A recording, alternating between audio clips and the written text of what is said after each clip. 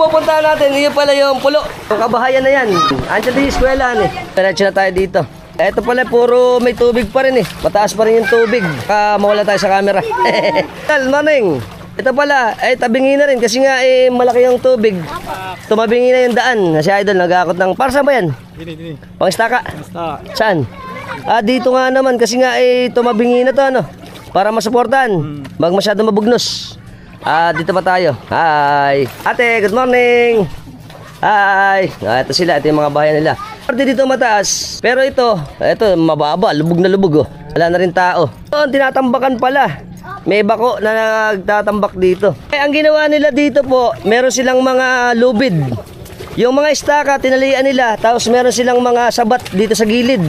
Para hindi mabugnos itong parte na to. At habang yung bako naman, huhukayin, ilalagay dito yung mga putik. Para maging daan uli ito. Gusto niyo naman po makita yung mga island life, pakipollow niyo siya sa kanyang Facebook na Joven Avendaño. Dahil sa inyo video natin, share niyo na.